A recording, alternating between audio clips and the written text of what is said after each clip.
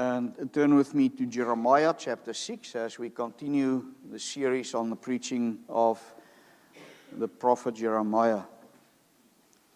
My plan is to focus on the first part of Jeremiah 6, with a focus specifically on verse 16, and then next week, Lord willing, to focus on the second part with a focus on verse 21.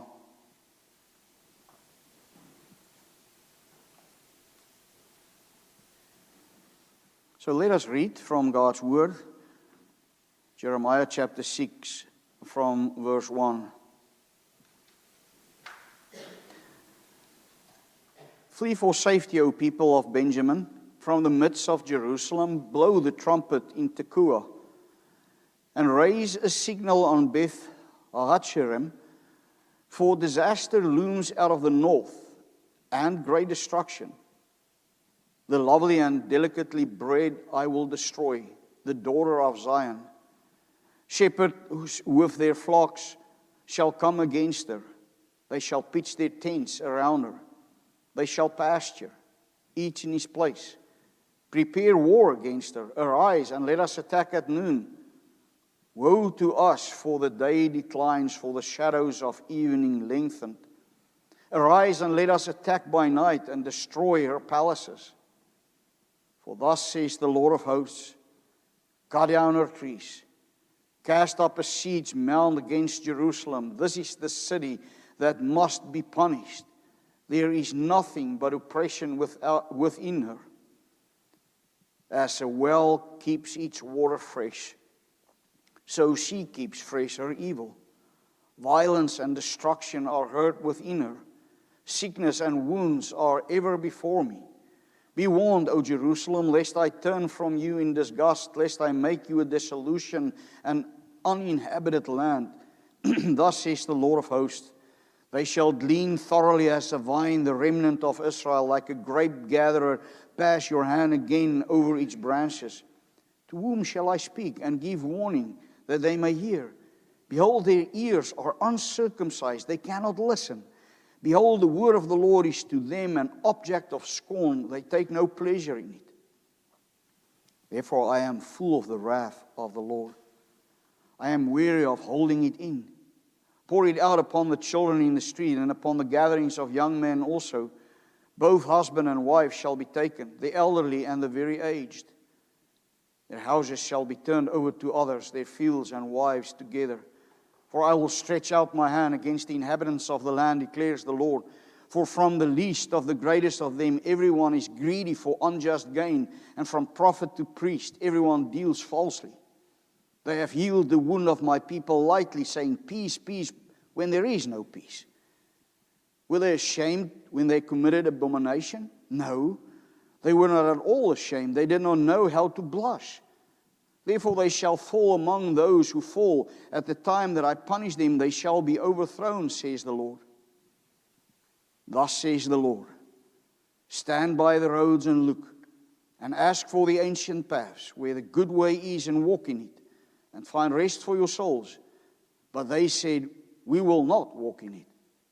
I set watchmen over you, saying, pay attention to the sound of the trumpet. But they say, we will not pay attention. We will not pay attention. So far, the reading of God's Word. I mean, what do you hear in the first part of this chapter again? You hear absolutely the promise of judgment that's coming, right? Over and over and over, the Lord says that. While Judah was just ignorant about this and said, no, it's not going to happen. Because false prophets told them otherwise. And I mean, I think if there is a good summary, if you think about chapter 4 and chapter 5 that we did last week, I think the words in verse 7 is a really good summary for their spiritual condition. As he says, as a well keeps its water fresh, so she keeps fresh her evil. Violence and destruction are heard within her. Sickness and wounds are ever before me. Now, beloved in our Lord Jesus Christ, perhaps you don't like history that much. I did not have a wonderful history teacher when I was in high school, so I did not acknowledge the value of history at that point.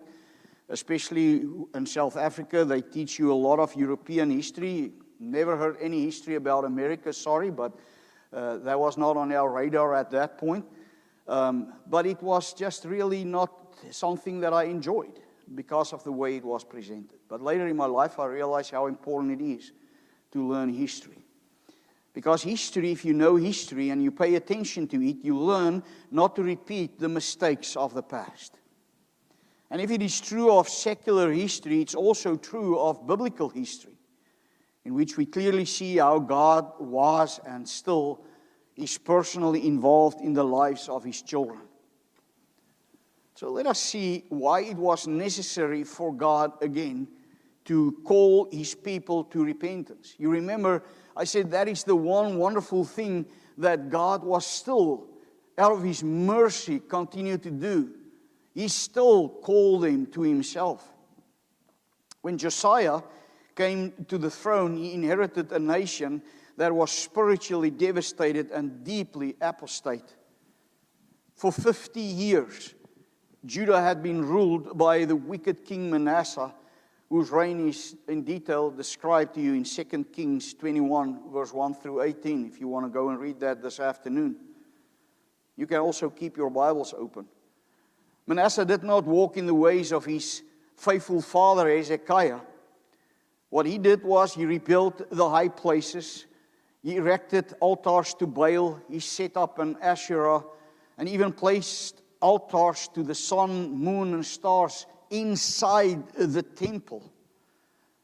The very temple where the Lord said about, I have placed my name in Jerusalem.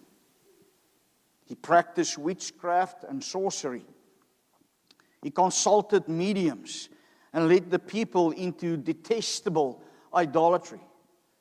He even made his own son pass through the fire in the valley of the son of Hinnom, embracing the horrors of pagan child sacrifice. That's a leader for you.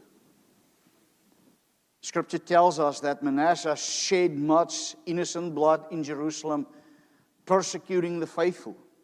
You can read that in 2 Kings 21:16. And according to a long-standing Jewish and Christian tradition, he might have been responsible for the terrible death of Isaiah, who was sawn in two. But it is not certain at all. After 55 years of Manasseh's wicked reign and the brief reign of his son Amon, the Lord placed Josiah on the throne of Judah. And He placed him there even though he was only but 8 years old. Josiah did not choose the path of his fathers. Josiah was there for a different reason. Scripture tells us that he did what was right in the eyes of the Lord and walked in all the way of David his father, turning neither to the right to the left. Depends on how you look at it. So Josiah was a genuine reformer, not just a political opportunist. Now people always ask, did Josiah's reform really make a difference? I think there are two things that we must remember when we want to answer this question. First is that the reforms of Josiah was real. It was faithful. It was God-honoring. Josiah's reform was not superficial. It was rooted in the rediscovery of the book of the law. It was marked by genuine humility and public repentance and covenant renewal and decisive actions against idolatry throughout Judah. We know Josiah tore down idols and restored true worship. He renewed the covenant. He reestablished the Passover. So he brought visible conformity to God's law. But the second thing that we must remember in this time, in this process, is that the people still remain covenant breakers at heart. Josiah's reform was more outwardly. It did not bring inward renewal to the people's hearts, to the people as a whole. Yes, the altars were removed, but the idols of the heart still remained. The people conformed outwardly, but they did not return to the Lord with their whole heart. You remember we read in Jeremiah chapter 3:10, Judah did not return to me with her whole heart, but in pretense. Yes, Josiah reformed the nation, but he could not regenerate the people.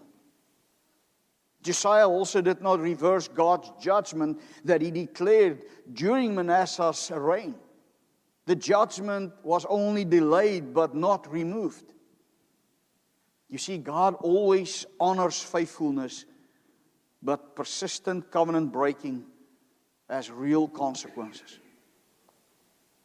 So Jeremiah's ministry began in Josiah's 13th reign, in his 13th year, right in the middle of Josiah's, you can say, reform period. That's when Jeremiah started his ministry. You will remember that from chapter 1. Josiah and Jeremiah, in other words, worked together. They served the same Lord. They were not in competition. They were part of the same covenant and were shaped by the same word of God. And while Josiah enforced the law, you can say Jeremiah preached to the heart of the people. Josiah brought reform to Judah's institutions, but Jeremiah revealed the condition of Judah's hearts. Yes, he preached to a reformed nation with an unrepentant heart, and thus Jeremiah says here, stand by the roads and look, and we'll just look into that in a minute. So once again, God calls them to repentance. So what did this call to repentance really mean? I think the first thing that we must remember is that Jeremiah was not saying, go back to the ways of your grandfathers and blindly do what they have done. Because then he was saying, go back to the godless ways of Manasseh, the most idolatrous and bloodthirsty king they ever had. So that's not what he's saying. Jeremiah also did not mean to say, forsake anything that is modern or stick to the good old days with the traditions from way back when. And as for us, he did not mean to say, go back to the ways of the 30s or the 50s or the 70s that we so often describe as the good old times. Or return, as you often hear, to the traditional American values. You know, politicians tend to say that. We have to go back to the traditional American values. And it sounds so good. But it's most often those politicians who are too scared to talk about Christian ethics and biblical law who say those kind of things. And there's a huge difference between biblical ethics and traditional American values. Think for a minute what is included in so-called traditional American values. Joe Moorcraft III, a Reformed pastor and well known among the statesmen of Georgia several years ago, once said, and I quote him, traditional American values include everything. We, America, have a long tradition of apostate values. But traditional American values include everything from abortion to socialism, to flagrant immorality, to the disregarding of God in our education. And I add, it includes the flagrant misuse of God's holy name, the misuse of the Lord's Day, and back to Moorcraft, the disregarding of God's instituted marriage. All this have become a part of traditional American values. And then he cried out, may God save us from them. Those are the ways of Manasseh, not the ways of the living God. What has become of our society today? We have become so great in our own eyes, but God seems like has become small in the eyes of our people. Thus we have so many idols and so much distract us from God or just from considering what our main purpose here on earth is. How often do you ask yourself, why am I here on earth? You know the question and you know the answer. It is to glorify God forever and to enjoy Him forever. And this is even true of an unbeliever. Because everyone created by the living God is called to bow their knees before Him. Our society, our country needs a change from the inside out, not in structures. The people need to change from the inside. But now you must remember, and I've said that often, let us not for one moment point the finger now to the world around us and say, look how bad you are. Because as we were going through several Sundays now, we're doing several Sundays now, we also ask to ourselves, what has become of the church today? And that is a question that we always have to focus on. What has become of the church today? What role has the church been playing in the condition that our society is in? The church is backsliding and has become apostate in many ways. We talked about the modern church last week also. How often have the church sanctioned many of the evil practices that have become a part of modern day living for quite some time now? So let there be no doubt in our minds, the church is God's first focus. God calls the church to repentance. And the Apostle Peter reminds us of the truth when he says, for it is time for judgment to begin where? To begin with the household of God. And it begins with us first. What will be the outcome for those, he says, who do not obey the gospel of God? And here in Jeremiah 6, God says, stand by the crossroads or the ways and see, and ask for the ancient paths, where the good way is, and walk in it, and you shall find rest for your souls. You know what this tells us about God? Once again, even when judgment is near, even when He has the right to justly destroy His people for their sins, He is still merciful.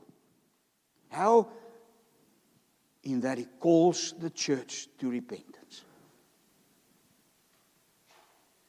So in that, He shows us that He is a merciful God who still warns His children, still advise them what to do.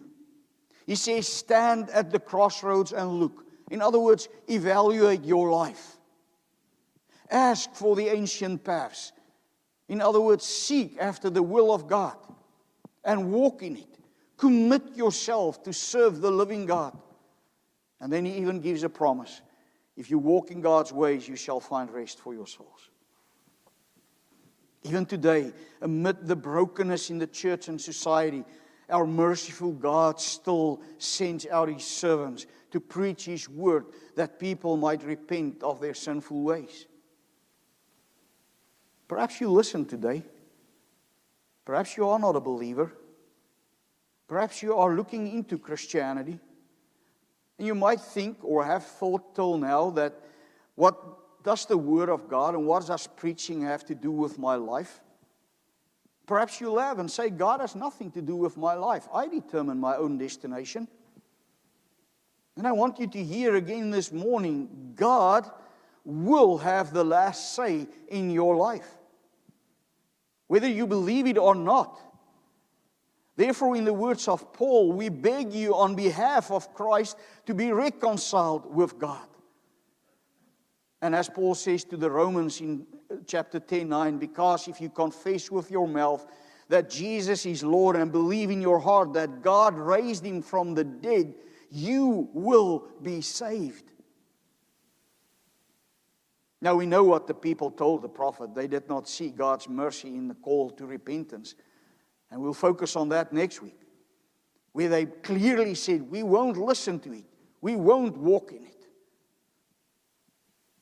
I mean, Jeremiah, if we really look at what this repentance means, shows us even in verse 19 that I did not read. He says, hear, O earth, behold, I'm bringing you disaster on this people, the fruit of their plans. Why? Because they have not listened to my words. You know, How often? That's why I prayed about it this morning again, and why I made the remark again this morning. We keep God's word on a distance. While we have all the opportunities to study it, not only on a Sunday, but every day of our lives and together as God's people. We keep it on a distance because we are not truly committed to the way. Jeremiah 7:23, but this is what I commanded them, saying, obey my voice, and I will be your God, and you will be my people, and you will walk in all the way which I command you. You see, these are the old paths. The old paths are the ways of God. This is covenant language of Abraham, Moses, and David, and Joshua, who trusted and obeyed and repented from their sins before the Lord. The psalmist of Psalm 23 knew these paths when he says, the Lord is my shepherd, I shall not want. He makes me lie down in green pastures. He leads me beside quiet waters. He restores my soul. He guides me in the paths of righteousness.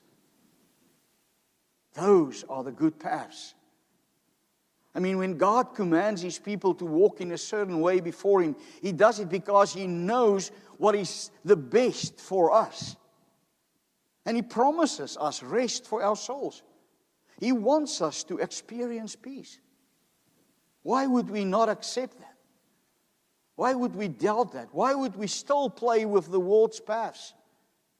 You wonder why there is so much chaos in your life? You wonder why there's so much chaos in this country and in the modern church? Because they have no rest for their souls. And they don't have rest for their souls because they do not walk in the old paths, the paths of God. Judah has abandoned these paths. Thus God calls them back to Him. And He says, separate yourself from the paths of the world, the ways of the world. Jeremiah 10 says that clearly, verse 1 through 3. The Lord says, O house of Israel, do not learn the ways of the nations, for the customs of the peoples are delusions. Yes, God wants His church to come back to the old paths because the new paths are just plainly dangerous. Because you are on your own on those paths in the world, on this new paths that people find themselves on and think it is the best for them. Yes, God is not on those paths. There you have no direction, you have no hope, you have no promises, you have no destination. You might think you are very happy and that God is pleased with you. Don't fool yourself. When you do not walk on God's path, God is far from pleased with you.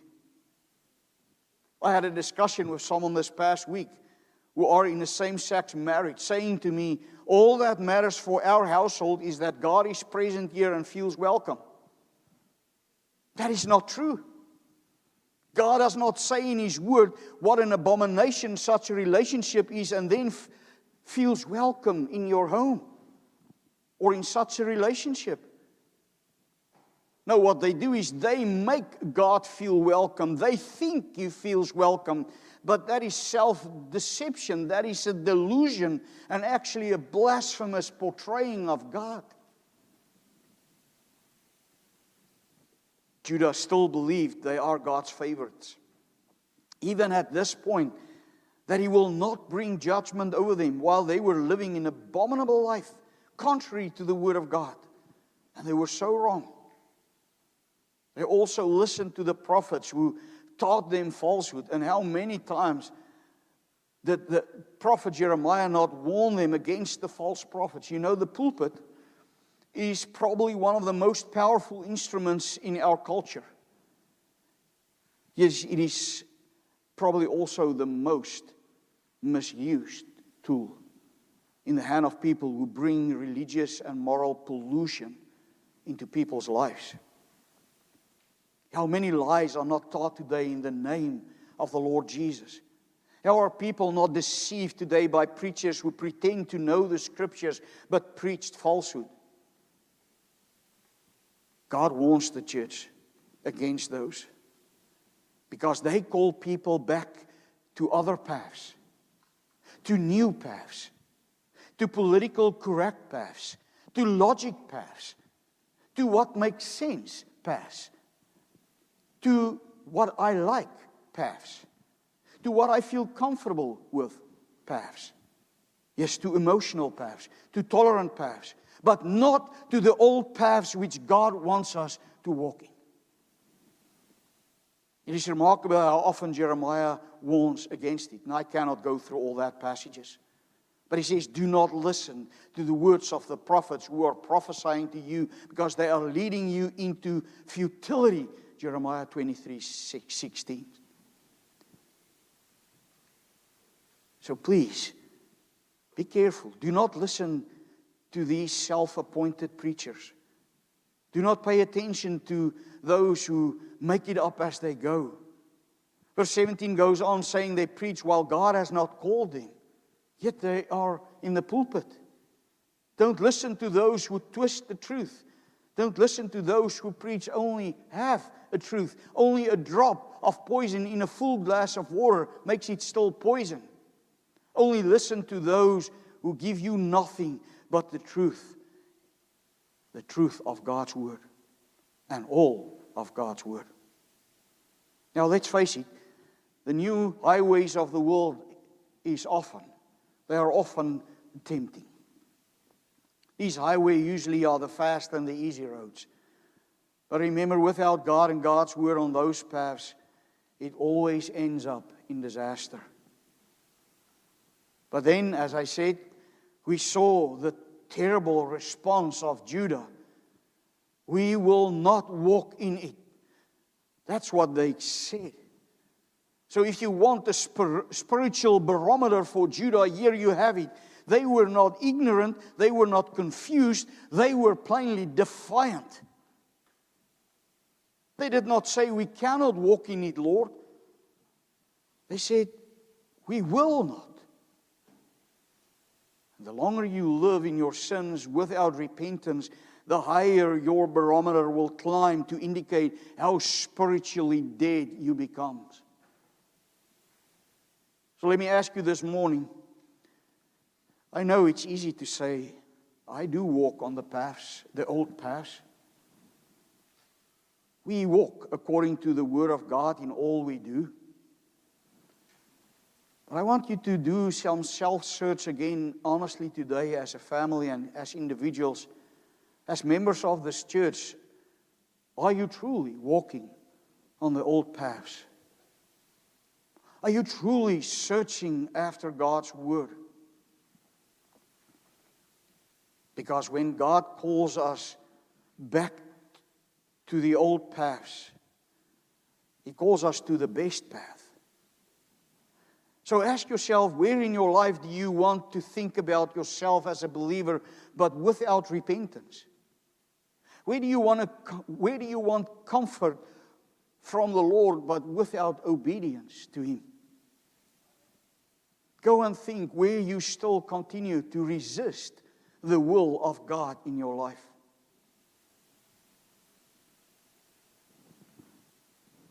So how do we find and guarantee peace for our lives, for our souls?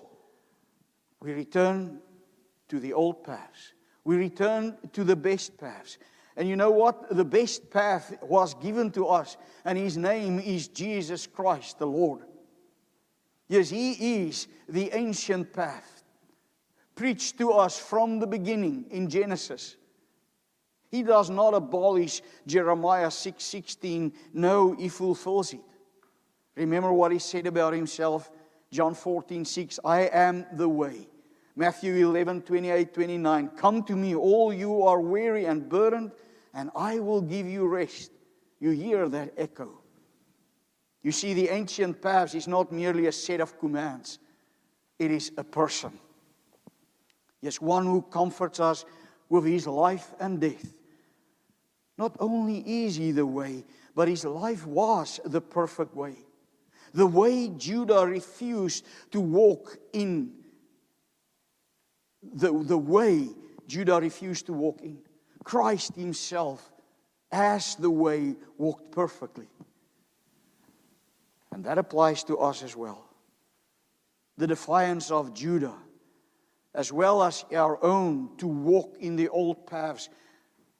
You and I know today that it was also nailed to the cross, and that our Savior died for that. Yes, where Judah said, we will not walk in it, the Lord Jesus said, not my will, but your will be done. Yes, he loved God. He loved God's way perfectly. He loved God perfectly. He obeyed the law of God perfectly. And willingly, he bore the curses of the covenant in our place. So where do you and I go when we acknowledge that we still have that remaining love for the new paths of the world? When we still realize there's still an unwillingness in us to fully commit, to fully repent,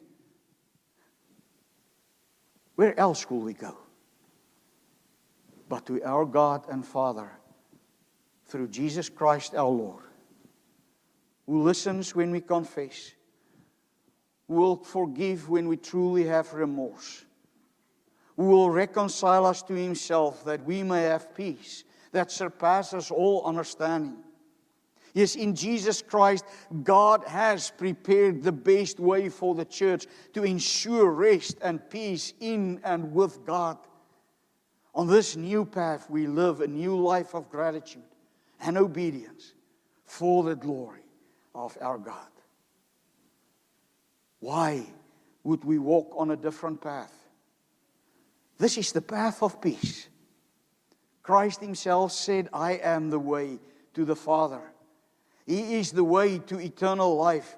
He is the way to eternal peace. So stand by the roads and look. And ask for the ancient paths. No, ask for Jesus Christ, the perfect path, where the good way is. He is the good way. And walk in it. And find rest for your souls. And God's people say, let us pray. Our Father in heaven, we ask that you would bring us to repentance. That we would indeed repent of our rebellion. As we come to the crossroads of our lives, even daily. And the decisions that we have to make for or against you. Let us look. Let us ask for the ancient paths. Because your ways are always good for us. And let us live in obedience and faithfully before you for your glory. We pray this in Jesus' name. Amen. Let us sing hymn number 596, I Surrender All.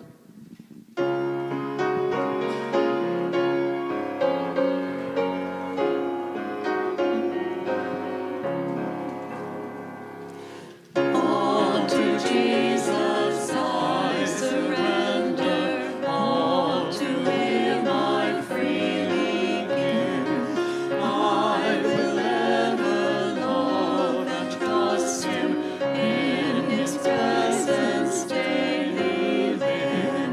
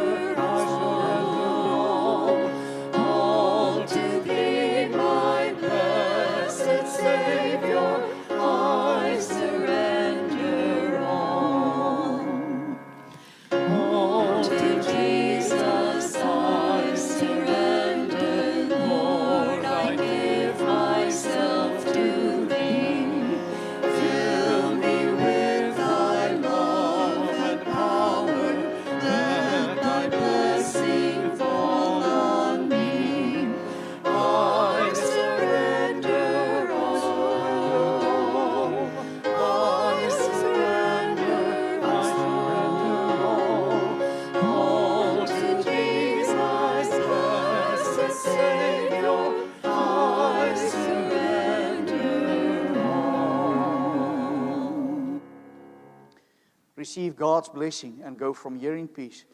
Now to Him who is able to keep you from stumbling and to present you blameless before the presence of His glory with great joy, to the only God, our Savior, through Jesus Christ our Lord, be glory, majesty, dominion, and authority before all time, and now, and forever. Amen.